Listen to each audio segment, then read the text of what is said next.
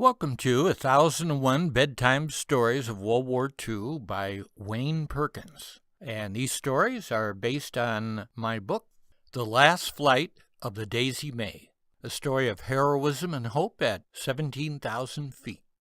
Now, stories 4 and 5 deal with Molly. We meet Molly, an immigrant who's working at the Consolidated B-24 plant in San Diego, California. So if you want to catch up, make sure you see the videos Story 4 and Story 5. Machine guns and a note. The ball turret was a retractable housing that was located in the belly of the B-24. On bombing missions, a gunner climbed into the ball turret, which was in the turret housing, and then released a motor-driven turret that spiraled down outside of the aircraft just beyond the bomb bay doors.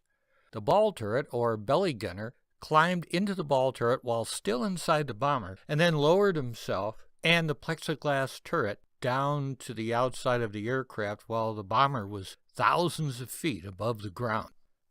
The gunner must be small and thin to be able to move around in the retractable turret. He had to be mighty strong to handle the heavy, vibrating machine guns. A young man with the skills of a Kentucky Derby jockey would be the perfect fit for an assignment as a ball turret gunner on a B-24 Liberator. The gunner must also withstand the confinement in tight places. He could not be claustrophobic. Twin 50 caliber machine guns were placed on the machine gun mounts that Molly and her team built and were housed inside the retractable ball turret located in the belly of the B-24. The plexiglass and metal turret stayed inside the bomber until needed on a bombing mission or on a patrol to find lost seamen, downed aircrews, and enemy submarines. The D model B-24 was different in many subtle ways from previous models, the most noticeable difference being the front turret mounted in the nose of the bomber just below the pilots. This area, known as a greenhouse because of the amount of glass used, also housed the bombardier and sometimes the navigator. The nose gunner, bombardier, and navigator were all located in the greenhouse. The navigator also had a table behind the pilot and co-pilot that made it easier for the pilots to get their bearings, especially if their communications over the intercom system were interrupted or damaged. Every workday after finishing the machine gun mounts for the B-24 ball turret, Molly tapes a printed set of installation instructions onto one of the mount subassemblies. Then she writes her own note on a heavier grade of paper measuring 4 inches by 6 inches in size, carefully folds and places it inside the middle of the instruction packet between 2 sets of instructions. She prints by hand each note very carefully so that any crew member can read and understand it fully.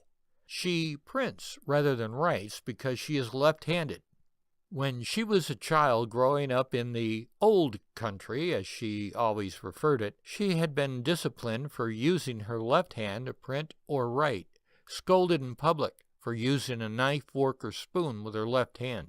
Her parents told her that using her left hand was demonic. This was a common belief at the time. Many Americans living in the early and middle part of the 20th century also felt that way, that there was something bad about being left-handed. Molly did not want anyone reading a note to judge her negatively because of her penmanship skills. She was very careful at all times to make straight up and down characters instead of a noticeable left-handed slant. After she finishes writing, she closes her eyes with the note pressed against her heart and says a few words to herself. The note is always the same for each gun mount subassembly. The note reads, "Angels are flying with you now."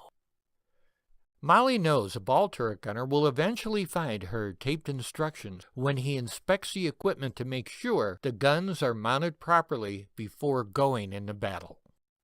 Thank you for listening to story number 6 from 1001 Bedtime Stories of World War II by Wayne Perkins, and these stories are based on my book, The Last Flight of the Daisy May, that you can get from Amazon.com or any bookstore in print form, or you can actually order a Kindle version as well.